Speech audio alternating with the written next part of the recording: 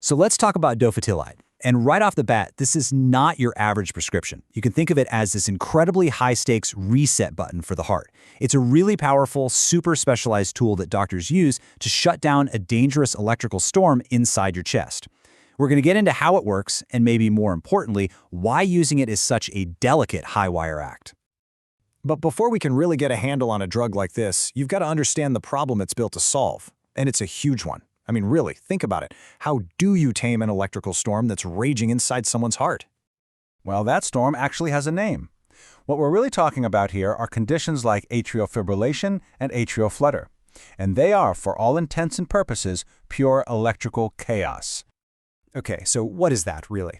Just imagine an orchestra, right? But instead of a conductor, every single musician just starts playing whatever they want at whatever speed they feel like. Total disaster. That's atrial fibrillation, or AFib for short. The top chambers of the heart, the atria, they just start quivering. It's totally chaotic and completely out of sync with the big, powerful lower chambers. It's just a mess. And I mean, the difference is just night and day. The healthy heart's electrical system, it's orderly, it's efficient, it creates this beautiful, coordinated pump. But a heart in AFib, it's the exact opposite. It's chaotic, it's way too fast, and it is just terrible at doing its main job, moving blood around your body. So, the big question is, how on earth do you fix that kind of electrical chaos? Well, this is where our rhythm restorer comes in. Let's talk about Dofetilide. So Dofetilide belongs to a group of drugs called Class 3 antiarrhythmics. Now, what does that mean?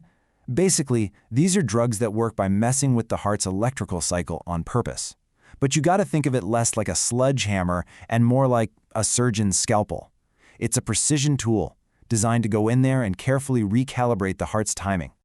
And it really has two main jobs. The first is what we call conversion. That's where it chemically just stops the AFib in its tracks. The second job is maintenance, making sure that normal rhythm sticks around and the arrhythmia doesn't come back.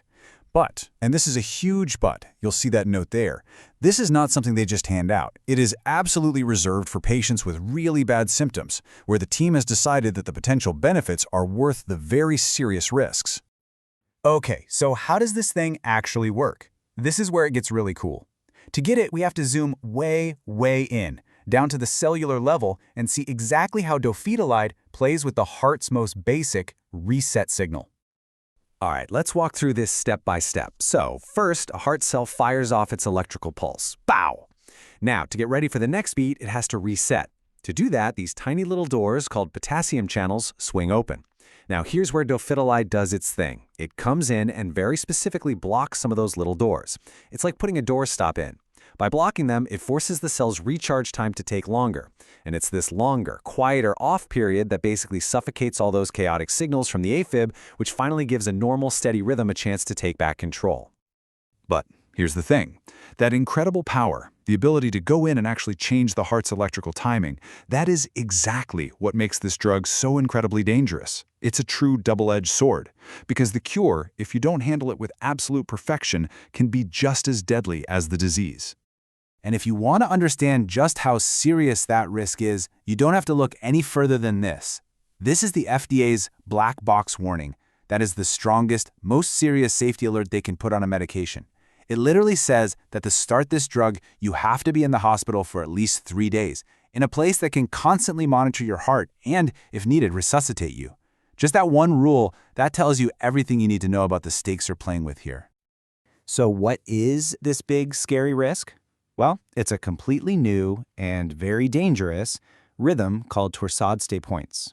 You see, the very thing that makes Dofetilide work, stretching out that reset time, if it goes just a little too far, it can accidentally trigger this rhythm instead. And torsades, it's a life-threatening one. It can lead to fainting or worse, sudden cardiac death.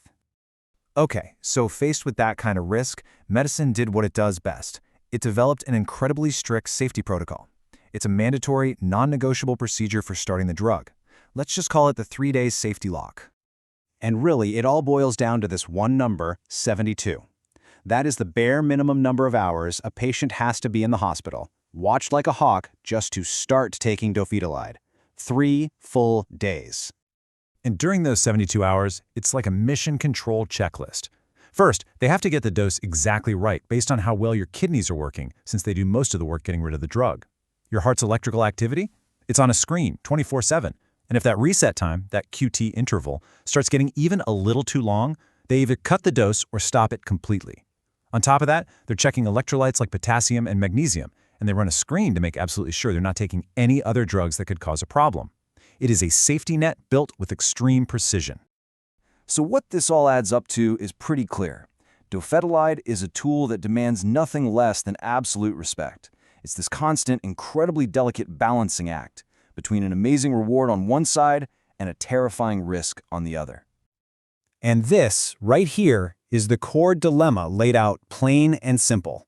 On one hand, the benefit, you might get your normal heartbeat back, which can completely change your quality of life. But on the other hand, the risk, a side effect that could kill you. A risk so real that it forces you into a 3-day lockdown hospital stay just to get started. It's a heck of a trade-off. And here's the scientific reason why all that caution is so necessary.